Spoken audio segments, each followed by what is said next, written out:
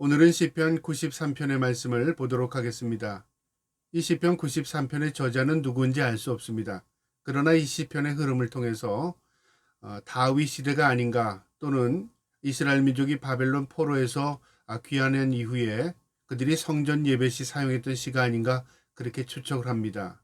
이 시편은 아주 짤막한 5절까지의 시인데요. 이 5절까지의 짤막한 시 가운데서도 하나님의 주권을 노래하고 또 하나님의 왕권 되심을 노래하고 있습니다. 이 시편의 저자의 이 고백이 저와 여러분의 고백이 될 수 있기를 주님의 이름으로 축복합니다. 93편 1절부터 보겠는데요. 1절에 여호와께서 다스리시니 스스로 권위를 입으셨도다. 여호와께서 능력의 옷을 입으시며 띠를 띠띠우시며 세계도 견고히 서서 흔들리지 아니하는도다. 지금 하나님의 왕권을 노래하며 시작하는데 여기서 스스로 권위를 입으셨다고 말합니다. 세상에 그 어떤 집권자도 어떤 왕도 스스로 왕 되는 사람은 없습니다. 모두 권력을 통해서 그 사람들을 귀합해서 그 세력을 통해서 왕이 됩니다. 그런데 이 창조주 하나님은요, 스스로 왕이셨습니다. 누가 인정하든 인정하지 않든 그분은 세상을 다스리고 계시고 그분은 세상을 만드신 분이십니다. 그러니까 세상의 모든 만물이 하나님의 창조되심과 하나님의 주권적인 왕되심을 노래할 수밖에 없는 당위성을 가지고 있습니다. 그러나 인간들이 그것을 모른다는 거죠. 그래서 하나님을 아는 것이 지혜고 하나님을 모르는 것이 어리석은 것입니다. 이 시편의 저자는요, 하나님께서 다스리신답니다. 어디를요? 세상을. 그러니까 무엇을 말하냐면 하나님의 주권 왕권을 말하는 거죠. 다스리시는 분은 바로 하나님이시다, 그 말입니다. 스스로 권위를 이으셨답니다. 인간들의 추앙을 받거나 인간들을 통해서 왕위를 계승하신 분이 아니라 그분은 창조주이시기 때문에 스스로 왕권을 가지고 계신 분이시랍니다. 이게 신앙의 고백입니다. 우리가 하나님의 왕 되심, 하나님의 그 창조주 되심을 우리가 무엇으로 깨달을 수 있습니까? 머리로 이해해서 깨닫습니까? 그게 한계가 있습니다. 우리가 하나님의 왕권, 하나님의 창조권을 어떻게 알 수 있냐면요, 세상의 만물들을 보면 그 모든 것들이 다 질서와 조화를 가지고 있다는 것이죠. 그 질서와 조화로 이 세상을 이끄시는 분이 계시답니다. 그분이 하나님이십니다.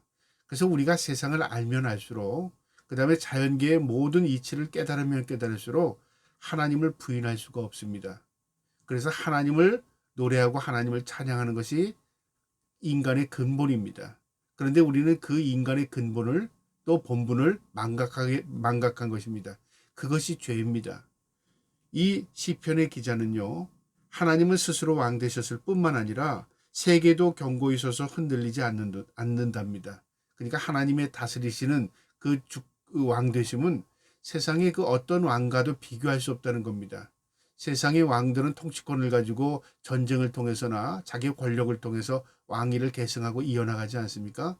그러나 왕위가 영원한 왕들은 이 세상에 아무도 없었습니다. 그런데 하나님은 영원부터 영원까지 다스리시는 분이시고요. 우리 인간들이 그를 인정하지 않을지라도 세상의 모든 생명은 다 하나님을 인정합니다. 또 그분은요, 주권, 권한을 갖고 계십니다.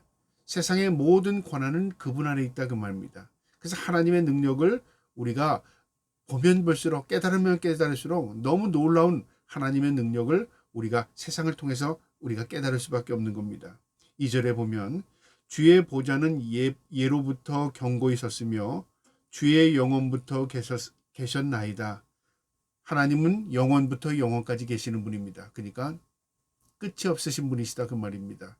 여기에 주의 보좌는, 그렇죠, 통치권을 말합니다. 보좌에 앉으신 분은 바로 왕입니다.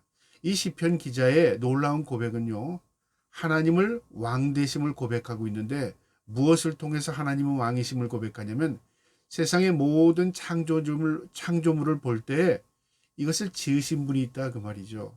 이것을 만드시고 지금도 다스리시고 지금도 이것을 주장하시면서 운행하시는 분이 있다, 그 말입니다. 그러니까 우리가 세상을 알면 알수록 하나님을 부인할 수 없는 겁니다. 우리가 어리석다는 게 뭐냐면요, 그 어리석임이나 몰라서 그러는 게 아닙니다. 인정하지 못하는 것이죠. 왜 인정하지 못하냐면 자기 머리의 한계 때문에 그런 겁니다. 우리가 그래서 하나님을 머리로 인정하는 건 한계가 있습니다. 무엇으로 하나님을 인정할 수 있냐면요. 하나님의 하나님 되심을 인정할 때 세상의 모든 것들이 이치를 깨닫게 되는 겁니다. 그래서 하나님을 알아야 세상을 알 수 있고요. 하나님을 만나야 나를 알 수 있고요. 하나님을 깨달아야 우리가 선과 악과 그 모든 것들을 구별할 수 있는 분별력이 생기는 것입니다. 그래서 하나님을 아는 것이 지식의 근본입니다. 3절에 여호와여 큰 물이 소리를 높였고 큰 물이 그 소리를 높였으니 큰 물이 그 물결을 높이나이다. 하나님의 왕되심, 하나님의 그 창조주 되심을 노래했던 이 시인은 3절에 와서 여호와여 큰 물이 소리를 높였고 큰 물이 소리를 높이니 큰 물이 그 물결을 높이나이다. 큰 물이라는 말을 세 번 반복하는데 이 큰 물이라는 건 상징적인 의미를 가지고 있는 겁니다. 큰 별은 세상의 물결. 우리가 보통 제3의 물결 그러면 뭐를 이야기하는 거죠? 새로운 시대의 물결이 우리에게 닥친다 그 말이잖아요. 이처럼 물결이라는 말은 세상의 변화, 또 성경에서 말하는 물결은요 세력을 말합니다. 그러니까 불의한 세력을 물결로 표현하기도 하고요, 권력의 세력을 물길로 표현하기도 합니다. 큰 물. 그러니까 이 세상을 하나님이 다스리시지만 이 세상 가운데서도 악의 세력이 있다 그 말입니다. 권력의 세력이 있다 그 말입니다. 이것이 서로 부딪힙니다. 부딪히면서 무엇이 나타나냐면 하나님의 섭리가 나타납니다. 그래서 여기서 시편 기자는요, 큰 물이 소리를 높이고 뭐냐면 악의 세력, 불의한 세력, 적대 세력이 큰 소리를 높이고 하나님의 대든다 그 말입니다. 물이 그 소리를 높이니 큰 물이 그 물결을 높이나이다. 인간이 교만하게 되면 하나님의 자리 위로 올라서려고 합니다. 그래서 사탄 마귀는요, 하나님의 창조물임에도 불구하고 하나님을 대적했기 때문에 그들이 결국은 사탄 마귀가 된 것입니다. 이처럼 하나님을 인정함이 우리에게 복일 뿐만 아니라 하나님을 아는 것이 지식임에도 불구하고 이 사탄들은 하나님을 모르도록, 그리고 하나님과 우리 인간의 관계를 자꾸만 회방하는 것입니다. 하나님을 알면 자신들이 어떤 존재인가를 드러나거든요. 그래서 하나님을 가리우는 겁니다.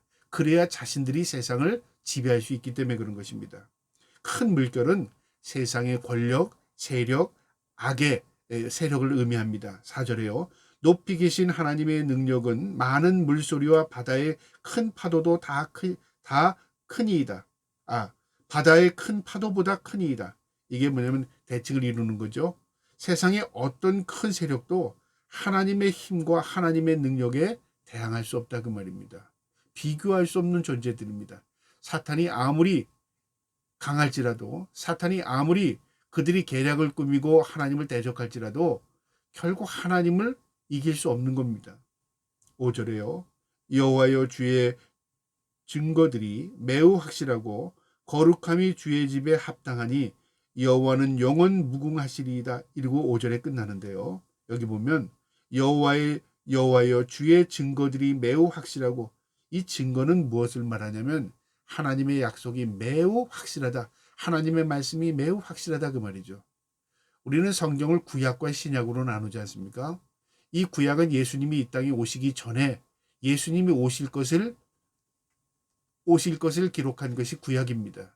그 다음에 신약은 예수님이 이 땅에 오신 이후에 그분의 이 땅에 우리를 구원하기 위해서 우리를 섬겼던 일들을 기록하는 것이고요. 마지막 요한계시록은 다시 오실 예수님을 기록한 내용입니다. 그러니까 세상의 모든 역사는 예수 그리스도에게 초점이 맞춰져 있어요. 구약은 오실 예수님, 신약은 오신 예수님, 요한계시록은 다시 오실 예수님. 이것이 역사입니다. 이 증거는 확실합니다.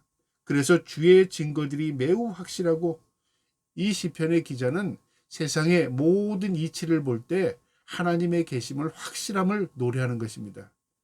우리가 세상의 모든 것들을 발견하게 되고 또 세상의 이치를 깨달으면 깨달을수록 하나님께 한 걸음 한 걸음 가까이 나갑니다.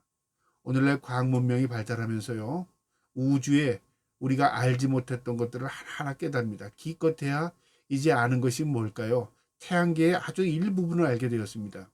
그리고 또 태양계라는 이 우주의 아주 자그만 그 태양계가요, 이 우주에는 수없이 많다는 것도 깨달았습니다.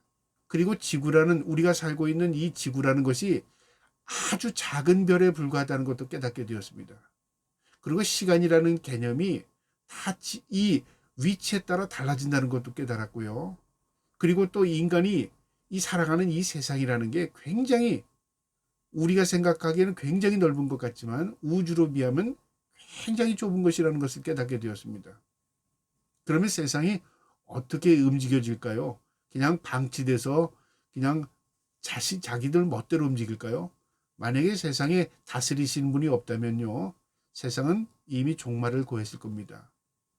그런데 별들이 부딪히지 않고 한시도 이 태양계에 움직이는 이 사건들을 보면은요, 자전하고 공전하는 이 모습들이 보면 너무 아주 일률적으로 움직이고 있다는 것이죠. 너무 자연스러움에서도 불구하고 이 1도의 오차도 없이 움직이고 있다는 것이죠. 이걸 뭐라고 표현해야 될까요? 그냥 자연스럽다, 그냥 그런 거니까 그렇겠지라고 우리가 그냥 그러고 넘어가겠습니까? 아닙니다. 우리가 깨달으면 깨달을수록, 알면 할수록 하나님의 놀라운 섭리를 발견하게 되는 것입니다. 이 시편의 기자는 주의 증거들이 매우 확실하답니다.